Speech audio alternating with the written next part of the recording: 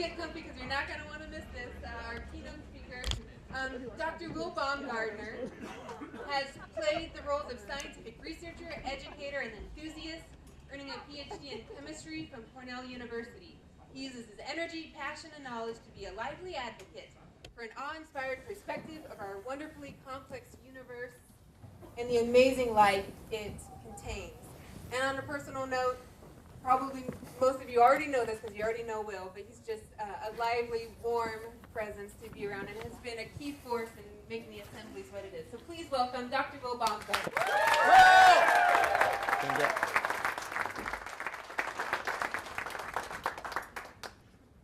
All right. Tell a story to live by. That's what we do when we create these origin stories. And what I mean by origin stories is not necessarily superheroes. I'm talking about stories that we tell about an identity or a group in order to define it and give it context. And we make these up about any kind of identity that we might associate with. Sunday Assembly has an origin story. It's about a couple of comedians in England. Portland has an origin story about the Oregon Trail and pioneers. I mean, McMinimans has one about some brothers buying real estate. Like, we have origin stories for everything we might want to associate with. Let me give you an example, something you're familiar with. I'll give you a version of the American origin story, something we maybe learned growing up. When Christopher Columbus was but a boy, he used to watch the ships sail in from the ocean. And he would notice that the masts would appear above the horizon before the ship's hulls. And being a clever lad, he realized, aha, this must mean that the earth is flat, not round as he'd been taught. And so he took this knowledge with him as he grew up, and he said, and when he wanted to find a way to India, he decided to sail west around the Atlantic and come at it from the other side. And people told him he was crazy. He was going to sail off the ends of the earth. But he was brave and entrepreneuring, and he believed in himself. And so in 1492, Columbus sailed the ocean blue on the Nina, the Pinta, and the Santa Maria and discovered America. And he took this news with him back to Europe, where they got excited about this news of the New World, where they could find their fortunes, where they could find freedom, where they could find religious tolerance. And so they came over as colonists. One such group came on the Mayflower and landed on Plymouth Rock. And these pilgrims were a hardworking and industrious group. So they got to work tightening their hat buckles and trying to make it in the New World. But the New World was a harsh place. They didn't know how to grow food until a local Native American tribe taught them how to grow corn. And so they established a great feast on a day of giving thanks that we celebrate every year since. And so the colonies began to grow in influence and stability and power until they started to feel oppressed by their European lords. In Boston, they hurled tea into the harbor, crying, "No taxation without representation." On July 4th, 1776, they signed a Declaration of Independence. And Paul Revere rode through the streets of Boston, warning, "The British are coming! The British are coming!" And the brave colonial forces, led by General George Washington, defeated the Redcoat Army and established the United States of America. So that's kind of a version of this story we've all been taught, right? And why do we tell this story to our kids? Why do we teach it? It's not really because it's true, right? I mean, we know there's a lot of inaccuracies in there. People knew the earth was round for 1,000 years before Columbus thought about it. And he didn't discover America. There were already millions of people living here. And he lived in he found the Bahamas anyway. The Pilgrims, they didn't even have buckles on their hats. So why do we tell this story? Because we tell a story to live by. We're teaching children what it means to be American, what our values are, who we are and who we're not. Values of bravery and independence, rebelliousness and entrepreneurship. We're teaching them that we love freedom and we hate taxes, right? And I've been thinking about origin stories because we're at a really important time in human history. I don't want to get into too much depth here, but this is a chart of human population over time. And it has this exponential growth curve that we're in a period of human inflation, of out-of-control growth. And we've studied other species. We know what happens when a species has this. You eventually exceed your carrying capacity and you have a population crash. And I think that we all fear this is coming. We can kind of feel it. It's like the existential fear of our time. And you can choose your own preferred method of apocalyptic annihilation. Maybe it's climate, maybe it's lack of water, lack of food, maybe it's nuclear exchange, maybe it's a megavirus. But whatever it is, what is it? Zombies. Okay. I'm not sure that really supports my point, but These other non-zombie methods, the reason that these are occurring is because we have this out-of-control growth. This is a problem that we need to be able to address as a whole society. But we're still telling stories about ourselves which separates us out into different groups. They tell us that we need to fear that other group. We need to grow bigger than them. We need to compete and conquer that group. So what we need is an origin story that unites us all together. It needs to be beautiful and stirring and mean something to us if it's going to hold. And if we want to live in a reality-based world, which I do, it also needs to be true. And the great thing is, what's awesome, is this story exists. It's out there.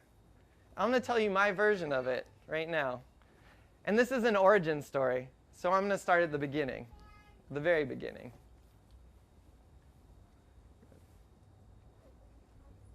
In the beginning, there was no universe. There was no light, there was no matter, there was no heat. And then from nothing sprang everything. From the tiniest possible physical dimensions sprang our universe, growing exponentially at an incredible rate. And this early universe, it was dominated by a mysterious force called dark energy. And dark energy has only one thing that it does. It pushes boundaries. It causes expansion. And so every point in space was growing away from every other point in space. And as the universe grew larger, more dark energy was dumped into it, increasing this rate of expansion. It was so fast and so out of control that nothing of complexity and beauty could develop. Everything was growing farther apart from each other. And this lasted only a very brief period of time, but in that time, the universe grew from the tiniest possible dimensions to about the size of a newborn human baby.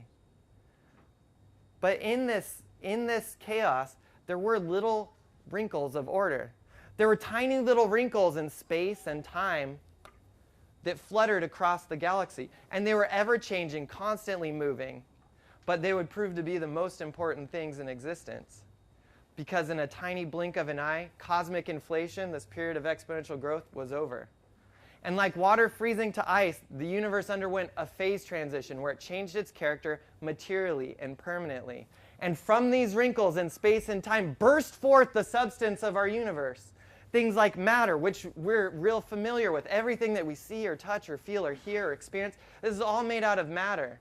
And though our world seems like it's filled to the brim with matter, it's actually really exceedingly rare. What was much more dominant was something called dark matter, which is invisible to us except for its telltale effects of gravity. And this gravity is important.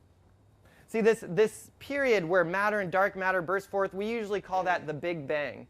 But I like to think of it as the Great Rebalancing.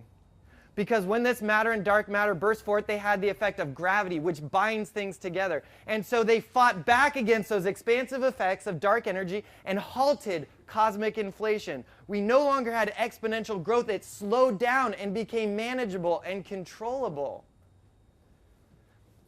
There was a tiny fraction of a second where cosmic inflation reigned.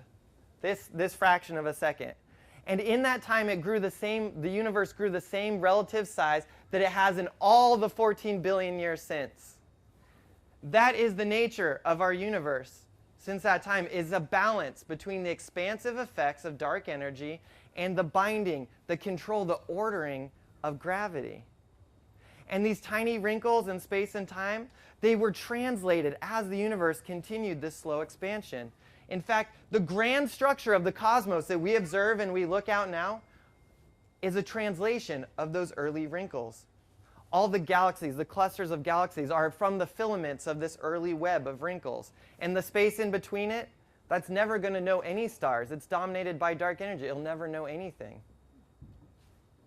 And so in this early universe, after cosmic inflation, and it started this controlled growth, great clouds of dust started to be bound together by this gravity. It started crushing together atoms until they created more complex atoms, undergoing fusion and creating stars. And so the night, and letting forth with vast amounts of light and heat. And so the night sky, which previously was black, was now dotted with brilliant twinkles. And these distant twinkles continued to crush together atoms, creating more diversity and complexity, creating an entire periodic table of matter, until eventually the stars would run out of life, run out of fuel, and they'd burst forth their core in a final and brilliant display, showering the galaxy with their stardust. And this stardust would provide the seeds for new galaxies, for new stars, and even little planets. And the universe created one such planet, a beautiful and exceedingly rare water planet called Earth. I'll let you catch up. And Earth is a so-called Goldilocks planet because it wasn't too hot, it wasn't too cold. It had enough gravity in order to support an atmosphere, but not so much that it would be crushing. And perhaps most importantly, it was well seeded with a rich and diverse array of stardust. And this stardust allowed it to build, again, on these relatively simple pieces to do chemistry. And this chemistry proceeded, creating more complexity until it made something amazing, something wonderful. It created life. And life, again, started simply and humbly and started building. It started just as single-celled organisms. But as the generations went on, it created multi-celled organisms. And these multi-celled organisms continued to evolve over time until they created plants and animals, fungi and algae that filled the oceans. And the oceans were filled until it started to spill onto land. And soon, the entire Earth was covered, life was blanketing the skies, covering the mud. Our entire planet was covered in this rare and rich and beautiful array of stardust, doing chemistry, creating life. And on this planet, about 3 million years ago, on a planet already rich in history and abundant in life, our ancestors split off from the same evolutionary tree chimpanzees would come from. And like everything else, they began simply, humbly, much like other animals, living in small family groups and trying to survive. But they adapted a key ability. They adapted the ability to evolve culturally. They could learn from the accomplishments of those that came before them and build new richness. And so they began to do this, creating material technologies that could expand their borders, expand their influence, but at the same time, creating social technologies to bind them together in safety and in beauty. They mastered fire and created agriculture so they could have societies. They created clothing so that they could inhabit uninhabitable climates. They made boats to sail across the oceans. They created dikes to hold back the seas. They created industrialization, factory working. They split the atom. They learned to harness energy from the sun and from the wind and from the water. They created planes that could sail across the skies, submarines that could plumb the ocean depths, and rocket ships to escape the Earth's atmosphere. They created a worldwide web of information. Human influence spread across the entire globe and beyond. But this growth was balanced by the binding effects of social technology, social order. As they created clothes, for example, we see clothing swaps, right? New ways to connect people together. As we created societies as they got bigger, we made laws to keep people safe in bigger groups. We created national identities, national songs, national birds, flags, to give us all something to connect to and feel safe with one another. And it wasn't just through societies and governments and laws, it's through art. We created songs to share emotions with each other across space and time. We created dances to share in moments of calm and euphoria. Each expansive material technology came with a corresponding balancing social technology. When we had radio, we created hit songs to share in music fandom. With television, we created sitcoms and dramas so we could all, guess who killed JR or whatever. Like with the internet, we created message boards, we created YouTube, we created social media so we could connect with people all across the globe. And this is the nature of human society, is that we have balanced our expansive material technology with our binding social technology. And that's where the richness comes from for us too, is from these social technologies, from art. Just like the universe, as we bind these things together, we have more beauty and complexity and richness in our world. But you can go on. I should have. There's a couple slides. Okay. But there's a cautionary tale in this. Because we eventually lost that balance, our material technologies have outpaced our social ones. We have developed the ability to destroy our planet before we learned how to live in it together. We're at a moment in time where we need a story that will bind us together so that we can address these challenges. Something beautiful and stirring. Something that is true and true for all of us equally. We can't have stories of chosen ones and outsiders. And in these past couple decades, when we've needed this story the most, what's incredible and beautiful is we looked out at the answer, looking for this story, and we found it. We can see that the universe is not the place in which we live. It is the whole of which we are a rare and special part. We are the ultimate expression of the universe's ability to take simple pieces, bind them together to create something more beautiful and complex and dynamic. Yeah. We arose from matter and dark matter squished together, crushed until it formed complex atoms. Atoms that were ejected from stars as stardust, that landed on Earth and did the intimate dance of chemistry, creating life. And then cells upon cells created animals, animals which evolved into humans. And humans built upon themselves to create greater and greater societies until their influence spread across the globe, and we connected with each other on similar billions of people's levels through shared common experience. We learned to ask questions of the universe about itself and get back answers.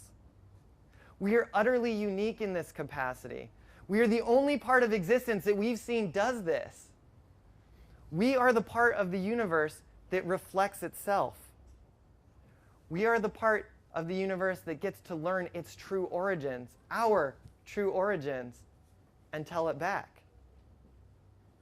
This is the privilege of being human. And so tell a story to live by. Let's learn from our origins to deal with our challenge of human inflation, because the universe also went through a period of rapid exponential growth. But it changed. It went through a transition by a great rebalancing of the binding effects of material order, or of gravity and materials. And this is our challenge and our opportunity. We can create a new explosion of social and social technologies that bind us together in more advanced and more encompassing ways. If we stop the ethic of compete and conquer and unite by our common origins, we have an opportunity to tackle this problem. Tell a story that has the values that we want to have. Values of cooperation, of community, of unity, of growth, of balance, and of truth. And tell this story in songs, in paintings, in poems, in video games, in movies, however the art speaks to you. And create our societies, our governments on this, our communities like this one.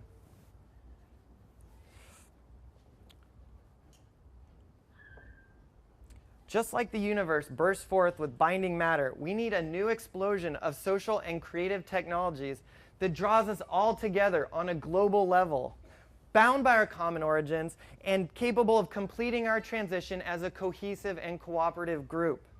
We have an incredible opportunity and an incredible responsibility, because cosmic inflation lasted just the tiny fraction of a blink of an eye and was followed by an age of balance full of beauty and wonder that has lasted billions of years and counting. And at that end, it was filled with these tiny wrinkles that dictated the structure and the order of the cosmos from then into eternity. And we are nearing the end of human inflation, one way or another.